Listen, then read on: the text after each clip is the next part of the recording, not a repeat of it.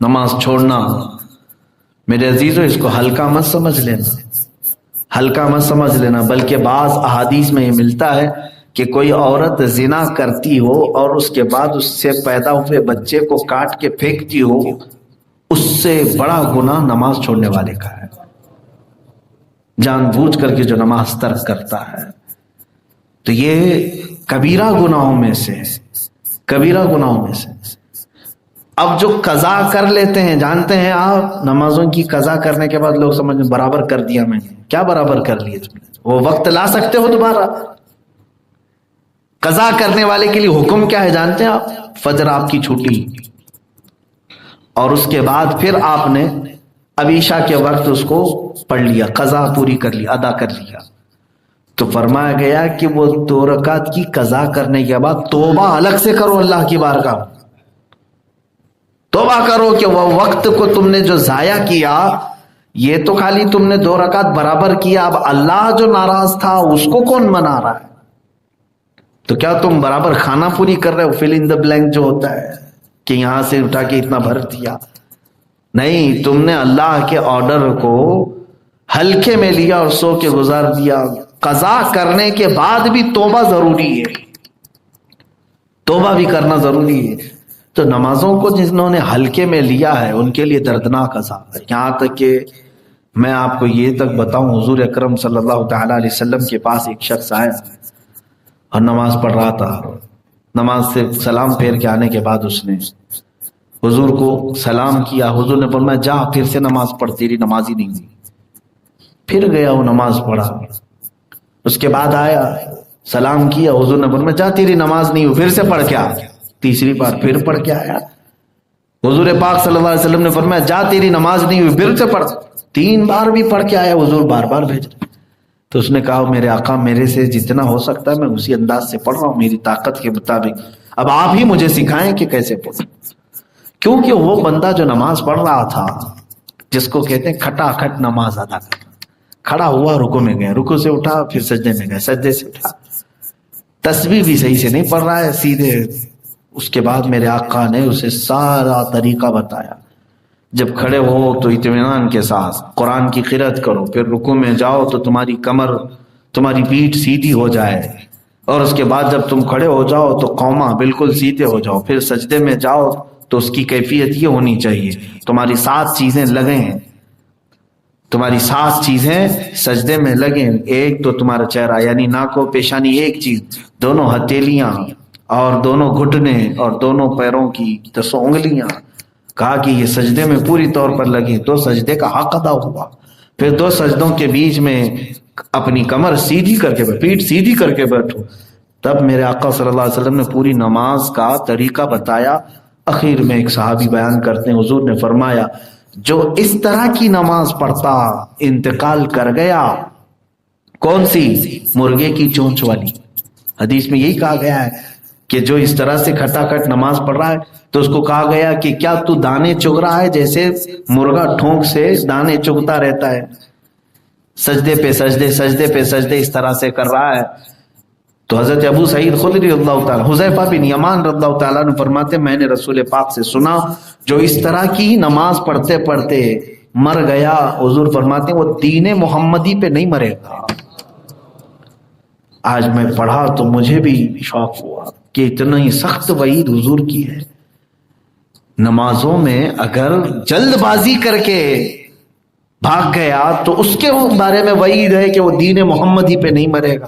جو پورا ہی چھوڑ کے بیٹھا ہے اس کے لیے کتنی سخت وعید ہے۔ میرے عزیزو یہ کبیرہ گناہ ہے، ترک نماز کبیرہ گناہ ہے جس کو لوگ ہلکے میں لیے ہوئے ہیں۔ اور رسول پاک صلی اللہ تعالی علیہ وسلم نے ارشاد فرمایا کہ جس کی نمازیں درست ہو گئیں تو قبر میں اس کے سارے اعمال ہلکے ہو جائیں گے، آسان ہو جائیں گے، اور جو پھنس گیا تو نمازوں میں ہی پھنسے گا، نمازوں میں ہی پھنسے گا۔ اکثر جو ہے اسی میں پھنستے ہیں۔ اسی لیے فارسی کا ایک مشہور شعر ہے، روز محشر کے جان کو داز بوت، اولی پرسش کے نماز بوت۔ قیامت کا میدان جان پگھلا دینے والا ہوگا، لیکن سب سے پہلا سوال تمہیں نماز کے بارے میں ہوگا، اور اس میں جو اٹک گیا تو کئی 100 سال تک کھڑا رہ جائے گا، کیونکہ نمازیں اتنی باقی ہیں. کہاں سے لے کے آئے گا قرضہ ادا کرنے؟ کس سے مانگے گا نمازیں؟ کون دے گا وہاں پر؟ سب کے پاس تو یہی حالت ہوگی. ماں انکار کرے گی، باپ انکار کرے گی. یہاں اگر کہیں دکان پہ چلے گئے، پیسے کم پڑے تو مانگ لو گے نا. اب تو تمہارے پاس بہت ساری سہولیات ہیں، دکان والے سے کہہ دو گے کہ میں پے ٹی ایم کر دوں گا، فلاں کر دوں گا، آن لائن کر دوں گا، کچھ تو کروں. قیامت کے بارے میں سوچو، وہاں پکڑے جاؤ گے تو کیا تمہارے پاس آپشن ہے؟ باپ سے مانگو گے، بھائی سے مانگو گے، ماں سے مانگو گے. قرآن تو پہلے ہی کہہ دیا ہے، یوم یفر المرء من اخیہ وامہ وابیہ وصاحبتہ وبنیہ. یہ وہ دن ہے جس دن بھائی اپنے بھائی سے بھاگ رہا ہوگا، ماں اپنے بیٹے سے بھاگ رہی ہوگی، دوست اپنے دوست سے جان چھڑا رہا ہوگا. کیوں؟ نہیں چاہتا کوئی بھی اپنی نمازیں دے دے، اپنے کوئی روزے دے دے، کوئی نہیں چاہے گا. ایسے اگر جس کی باقی ہیں میرے عزیزو، اللہ نے صحت دی ہے، آج کمپلیٹ کر لو. اور پھر چند دنوں کے بعد دیکھو بڑھاپا آتا ہے تو ہاتھ پیر لٹک گئے، پھر وہ بھی نمازیں نہیں ہو پائیں گی. پچھلی تو چھوڑے، ادا نمازیں پڑھنا ان کے لیے مشکل ہو جائے گا. جوانوں کو اپنی کم نمازیں کمپلیٹ کرنی چاہیے. تو میں تو یہ سمجھتا ہوں 1000 بار تسبیح پڑھنے سے بہتر ہے کہ اپنی پچھلی نمازیں صحیح کر لو. نفل نمازوں پہ نمازیں پڑھنے کے لیے کچھ لوگ کھڑے رہتے ہیں، سنت غیر مؤکدہ، ان کی جگہ پر تم قضا نمازیں پڑھ لو. جو تمہاری زندگی کی چھوٹی ہوئی ہیں اس کو پورا کر لو. اس لیے کہ میں ڈراتا ہوں تمہیں، یہ بہت سخت معاملہ ہے، بہت سخت معاملہ ہے. اور اس میں اگر نہیں بچو گے تو پھر قیامت کے دن تمہارے پاس آپشن تو کوئی نہیں رہے گا. پتہ نہیں کتنے 100 سال کھڑا ہونا پڑے، کتنے 1000 سال، وہ 50,000 سال کے برابر کا دن ہے. اللہ ہمیں محفوظ فرمائے. جب اللہ تعالیٰ نے طاقت دیا ہے، قوت دیا ہے، صحت موجود ہے، تو اس کے سجدے کر لو. یہ ایک سجدہ جسے تو گراں سمجھتا ہے، 1000 سجدوں سے دیتا ہے آدمی کو نجات. اللہ کا ایک سجدہ کر لو، دوسری جگہ 1000 سجدے کرنے سے بچ جاؤ گے.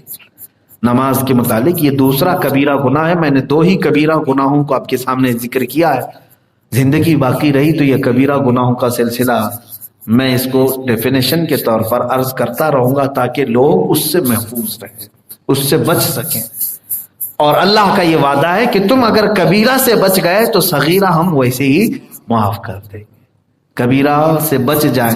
اچھا، کچھ ایسے کام بھی ہیں جس سے کبیرہ گناہ بھی معاف ہوتے ہیں، کبیرہ گناہ بھی معاف ہوتے ہیں. لیکن وہ کون سے والے کبیرہ ہیں وہ بات کی بات ہے.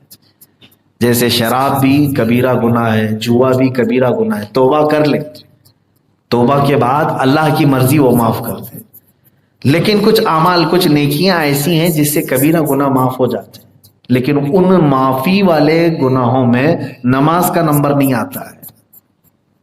کہ کبیرہ گناہ جیسے ایک روایت میں ملتا ہے کہ کسی مومن کے جنازے کو کندھا دیا تو وہاں ایک کبیرہ گناہ معاف ہو جائے گا. بعض نے کہا کہ اس کے 40 کبیرہ گناہ معاف ہو جائیں گے.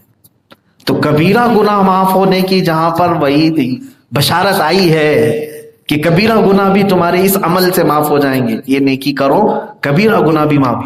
لیکن یاد رکھنا جہاں جہاں بھی معافی کی بشارت آئی ہے اس میں نماز داخل نہیں ہے. نماز چھوڑنے والا جو کبیرہ گناہ ہے یہ معاف نہیں ہونے والا ہے کسی دوسرے عمل سے.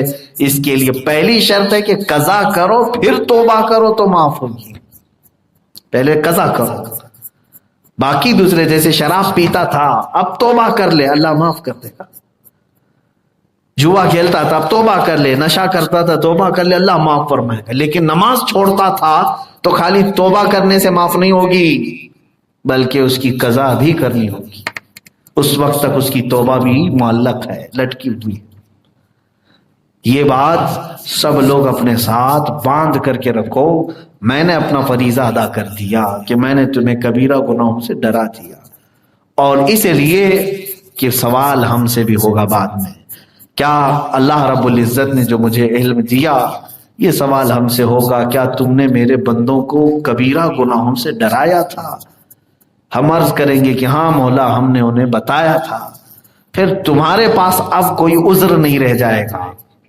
تم یہ نہیں کہہ سکو گے کہ اے اللہ مجھے معلوم نہیں تھا کہ کبیرہ تھا کہ صغیرہ تھا.